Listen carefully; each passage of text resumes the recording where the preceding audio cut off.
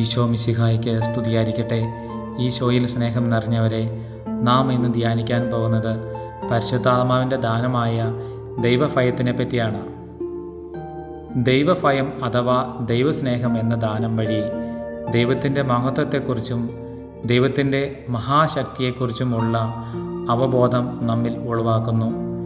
ഈ ദാനം യഥാർത്ഥത്തിൽ ദൈവത്തോടുള്ള ഭയത്തെയല്ല ഉളവാക്കുന്നത്, മറിച്ച് ദൈവസ്നേഹത്തെക്കുറിച്ചും അതിലൂടെ പാപത്തെക്കുറിച്ചുമുള്ള യഥാർത്ഥ ഭയത്തെയാണ്. പാപത്തേക്കാൾ മരണം എന്ന് പ്രഖ്യാപിച്ച വിശുദ്ധാത്മാക്കൾ പാപത്തെ എത്രമാത്രം ഭയപ്പെട്ടിരുന്നു എന്ന് നമുക്ക് മനസ്സിലാക്കാം. ഈ ഭയം സ്നേഹത്തിൽ നിന്ന് ഉടലെടുക്കുന്നതും സ്നേഹത്തിൻ്റെ ഒരു ഭാഗവുമാണ്. ദൈവത്തെ വേദനിപ്പിക്കുവാൻ മടിക്കുന്ന ഒരു അവസ്ഥയാണ് ദൈവഭയം. ഫ്രാൻസിസ് മാർപ്പാപ്പ പറയുന്നത് ദൈവഭയം നമ്മെ കുഞ്ഞുങ്ങളെപ്പോലെ ആക്കി മാറ്റുമെന്നാണ്.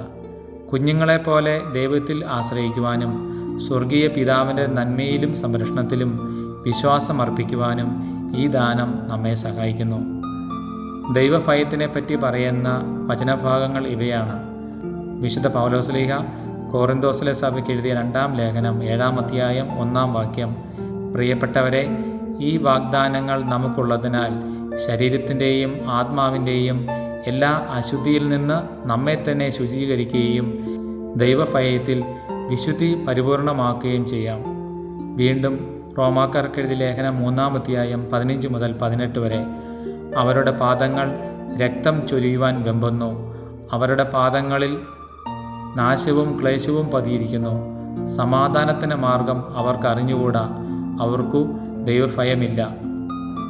വീണ്ടും സങ്കീർത്തനങ്ങളുടെ പുസ്തകം 119-ാം അധ്യായം 120-ാം വാക്യം: അങ്ങയോടുള്ള ഭയത്താൽ എൻ്റെ ശരീരം വിറയ്ക്കുന്നു, അങ്ങയുടെ വിധികളെ ഞാൻ ഭയപ്പെടുന്നു. വീണ്ടും മലാക്കിയുടെ പുസ്തകം 4-ാം അധ്യായം 2-ാം വാക്യം: എന്നാൽ എൻ്റെ നാമത്തെ ഭയപ്പെടുന്ന നിങ്ങൾക്കു വേണ്ടി നീതി സൂര്യൻ ഉദിക്കും, അതിൻ്റെ ചിറകുകളിൽ സൗഖ്യമുണ്ട്. തൊഴുത്തിൽ നിന്ന് വരുന്ന പശുക്കുട്ടി എന്ന പോലെ നിങ്ങൾ തുള്ളിച്ചാടും. വിശുദ്ധ പൗലോസ്ലീഹ ഹെബ്രായർക്കെഴുതിയ ലേഖനം 5-ാം അധ്യായം 7-ാം വാക്യം: തൻ്റെ ഐഹിക ജീവിതകാലത്ത് ക്രിസ്തു മരണത്തിൽ നിന്ന് തന്നെ രക്ഷിക്കുവാൻ കഴിവുള്ളവന് കണ്ണീരോടും വലിയ വിലാപത്തോടും കൂടെ പ്രാർത്ഥനകളും യാചനകളും സമർപ്പിച്ചു. അവൻ്റെ ദൈവഭയം മൂലം അവൻ്റെ പ്രാർത്ഥന കേട്ടു. നമുക്ക് പ്രാർത്ഥിക്കാം. പരിശുദ്ധാത്മാവായ ദൈവമേ, പാപം ഒഴിവാക്കുവാനും പുണ്യത്തിൽ വളരുവാനും ഞങ്ങളെ സഹായിക്കുന്ന ദൈവഭയം എന്ന ദാനം കൊണ്ട് ഞങ്ങളെ നിറയ്ക്കണമേ. ദൈവത്തോട് സ്നേഹനിർഭരമായ ബഹുമാന ആദരവും ദൈവത്തെ പ്രീതിപ്പെടുത്തുവാനുള്ള ഭയവും ഈ പന്തക്കുസ്തയിലൂടെ ഉളവാക്കി ദൈവരാജ്യത്തിൻ്റെ ഒരു സാക്ഷിയാക്കി എന്നെ മാറ്റണമേ. അങ്ങനെ ദൈവസ്നേഹത്താൽ നിറഞ്ഞ് സഹജീവികളെയും പ്രകൃതിയെയും സ്നേഹിക്കുവാനും അതിലൂടെ എല്ലാ ജനതകളോടും ഈശോയെ പ്രഘോഷിക്കുവാനുമുള്ള പരിശുദ്ധാത്മ നിറവ് ഈ പന്തക്കുസ്തയിലൂടെ ഞങ്ങൾക്ക് നൽകണമേ എന്ന് അപേക്ഷിക്കുന്നു.